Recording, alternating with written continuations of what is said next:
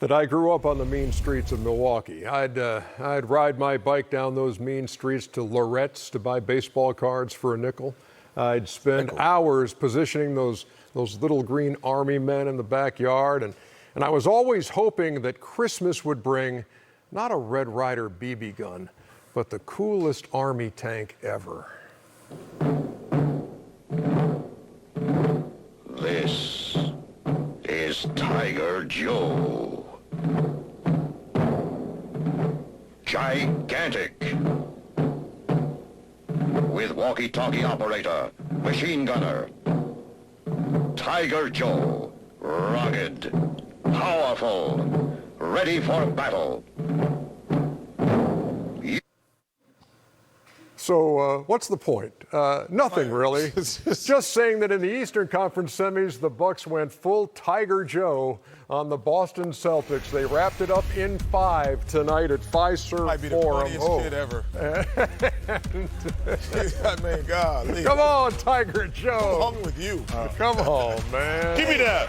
I got the new Tiger Joe. Come over to my house. Get that out of here. Tiger Joe. That thing was the greatest. This was a fight. I'd have stopped it.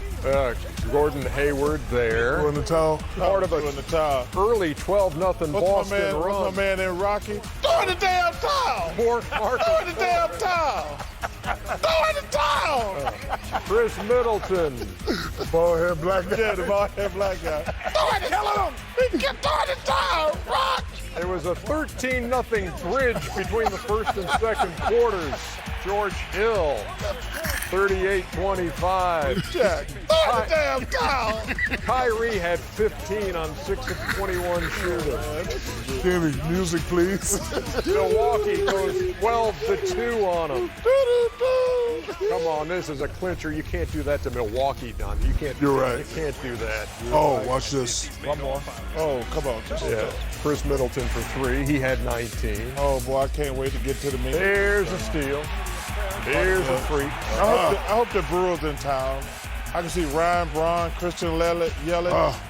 I can't wait to get to see the Brewers play. Watch the Bucks here. Oh, give me that. Ernie, we were watching this back in the back. This one, you know, the Celtics had officially packed it in. That's 2. This is officially when you were doing the 1, 2, 3 Cancun, honey. No, but Another one? get another offensive rebound. Come on, man. This was ridiculous. Man, you give me No way. And finally, 5. Come on, 5 out there. This You is give me 5 shots at the basket. Come on, right this now, is and I can- ridiculous. And you talking about these dudes ain't quit? Are you kidding me? Dang. Go get the rebound. Oh. nope, foul on the floor. The freak. Oh, don't lay that up. Dunk that. Nah, we good. We can play this too. Nah, we're done. 91-70. Go get that. Go get that, George Hill. Go get that, George Hill. I tell you, hey, listen, we're going to see Aaron Rodgers going to be there. Shaq, you want to go catch some passes from Aaron Rodgers? Yeah, let's do it. Let's do it. 116. You can be an offensive lineman. I'll be on No, tight end. tight end, baby. You're a to tight end. 91. The Bucks Ain't nothing tight about your inch. now the best record in the postseason at 8-1. 7 of those wins by double digits. And here is Coach Bud. Why do you think people are so quick to still underestimate this team? I don't give any thought to those people. There's going to be a lot of people that are going to doubt us, and that's the world of basketball, and that's the world of media. No disrespect. There's going to be people that they're going to be with us, and there's going to be people that are going to be against us and don't believe in us. But at the end of the day, we realize that we've never been there before, but we're really, really hungry to achieve our goals. They are one hell of a basketball team. They were tremendous, and credit them, credit their coaches, credit their players. They're better than we are. I mean, truth be told, it's no time to be disappointed. I think that, you take your lessons, you take your ass whooping that they handed us, and you move on. We didn't meet the outside expectations, and we really rode a roller coaster a lot of the year. I'll be the first to say that this is, as far as any other year that I've been a head coach, it's certainly been the most trying. I think I did a bad job. Like, at the end of the day, like, as a coach, if your team doesn't find its best fit together, that's on you. What kind of things are you looking for, I guess, in your life, and what kind of things, kind of situations would be a positive situation that you want to be in when you? I'm gonna be honest with you. I'm just trying to make it back to Boston first, safely, and get to see my family, decompress, do what human beings do. So the Milwaukee Bucks go to the Eastern Conference Finals for the first time since 2001, and outscored the Celtic bench by 51 points. In this game or the whole in series? That series. We're going to talk about this in just a second, but if you're just joining us, you saw the Golden State-Houston game, and you saw Kevin Durant leave with about 2 minutes to go in the third quarter with what's called a right calf strain. Let's see if we get anything new on that or more information. Allie LaForce worked the sidelines there. Allie, what's the latest you're hearing? Hey, Ernie, obviously, despite the Golden State Warriors' victory tonight, everybody is extremely concerned and a bit shaken up over the status of Kevin Durant and that right calf strain. He's getting an MRI tomorrow, and the team just told me that they are not sure if he will travel with the team, depending on the results of the MRI. Now, it was a bit of a relief that it was just a right calf strain, because the way he looked back after the injury made everybody think that it could potentially be his Achilles. We even mentioned that on the air. That was all speculation, but just judging by how Achilles injuries have looked in the past, it looked similar. Follow that with the fact that DeMarcus Cousins ran back after him and was the first one to the locker room after he was injured. That obviously set off a lot of red flags as well. So it was, if you will, good news that it was a right calf strain. We'll know more with the MRI tomorrow. I've been asking around, and if it's a solid right calf strain, I mean, that can take multiple weeks to recover from. So we'll stay on top of this story and let you know the latest as soon as we find out tomorrow. Allie, great job out there in Oakland. Thanks for the update.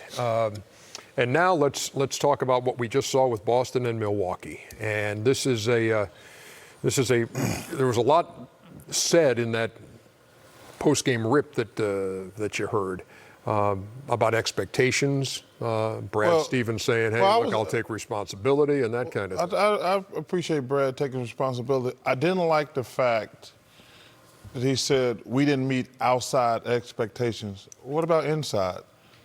What about inside? Danny Ainge put together a team that made it to the one game from the finals last year, bring back 2 All-Stars, bring back 2 All-Star players. And that ain't got nothing to do with outside expectations. That was inside expectation. If you go back to the beginning of the season, I think most experts, and there's no such thing as an expert, it's just a bunch of jackasses like us on TV giving our opinion. I'm not a jackass. Well, you're just an ass. But I think most people pick the Boston Celtics to win the Eastern Conference. Without question. And they've been awful all year. Awful's a little harsh, don't you think? Ernie, they should not be a number 5 seed. Right. Ernie, with all the talent they got, they shouldn't be a number 5 seed in the playoffs. They were, come on, man. And the coach said, 49 wins and a 4 seed. Yeah. After they made it to the conference final and brought back 2 All-Stars, they should have. This is ridiculous right here, Ernie. and the coach even said, Ernie, he said, I've been a coach for a long time, but this has been the most trying season. So that's just telling you there that everybody in the locker room was not on the same page. If they had anything. This is also a microcosm. I hate using that big word because Shaq and Kenny don't know what I mean. This is a microcosm of the Celtics season right here. You give a team 5 shots. We always used to say we don't know which Celtics team's going to show up. But I know where they're going tonight.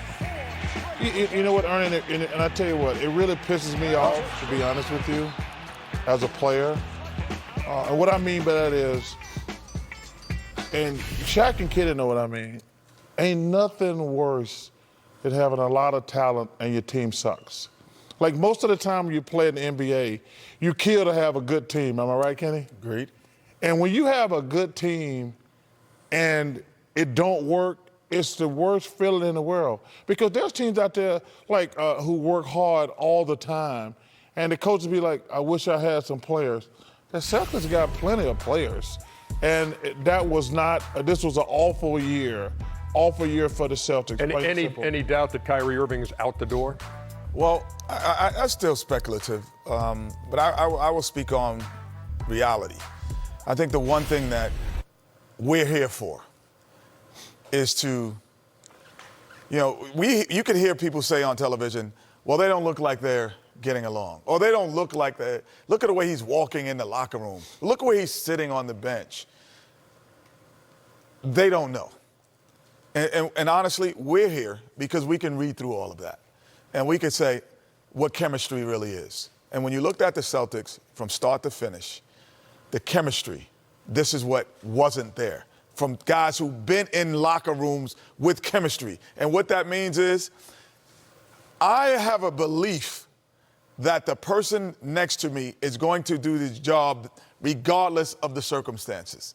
And you can read through it as a player, a former player, a coach, or any kind of championship pedigree person can look at a game and see that didn't exist with the Boston Celtics throughout a regular period, a large period of the regular season. They don't like each other at all. You don't have to be in the locker room. You don't have to hear.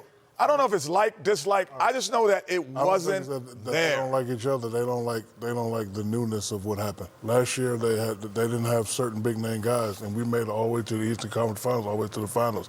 Now you get these superstars coming in trying to change things, not involved us, telling us. Here it is, Shaq. I agree. That's what messed. And you know what it is?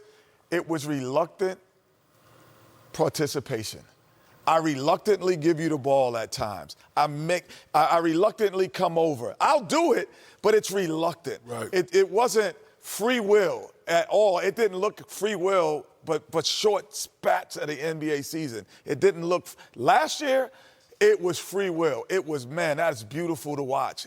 These guys are sacrificing for each other. They're doing everything. This year, it was reluctant participation. And you know Rozier's pissed. Yeah. Rozier is a guy that can play. Who can really play, who says, I'm trying to get a contract. I'm not getting any minutes, and we're not winning. This ain't fair. He ain't going to be happy. I understand that. This man got to feed his family. And they got a guy who got a $100 million deal, Rozier got them to the Eastern Conference Finals, one game away from the finals. He's not getting any run. This thing was just screwed up from the beginning. And because of how everything folded out, everybody's money will be affected. Oh, no without question. Yes. Yeah, no question. Meantime, on the Bucks side, who has a better chance of beating the Milwaukee Bucks in the Eastern Conference Finals, Philly or Toronto? Toronto, because I would pay to see Kawhi Leonard against Giannis. Now, I would pay to see that. That is a heavyweight slugfest. I would say because of the way they're playing, Toronto has the better chance. They have elevated their game as a team, not as just an individual with Kawhi, but as a team with Gasol and Ibaka and Kyle Lowry. Everyone has elevated their game, even Kyle Lowry in the NBA playoffs. And Kenny, you mentioned about us knowing.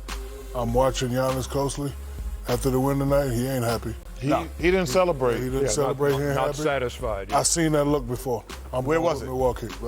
Where'd you see it? A lot of people. Kobe, LeBron, D-Wade. I seen that look before. Like, hey, I'm focused. This is okay, but we still got work. You had that look a few times. Well, thank you, but I didn't want to. I want to see. Wait, you don't want to talk about yourself? Wait, you don't want to talk about yourself? Talk about me. Did you just say you didn't want to talk about yourself? Show me a clip where I talk about myself right now. Oh, hey, just put on any show. Hey, let's show you one more clip before we go off on our fishing expedition, because it was 49 years ago to the day that Marv Albert, who called that Milwaukee game, was also calling a pretty significant game in the New York Knicks history. Remember the Willis Reed game? Marv was calling it. Comes Willis, and the crowd is going wild. Willis has hit on his first two. The New York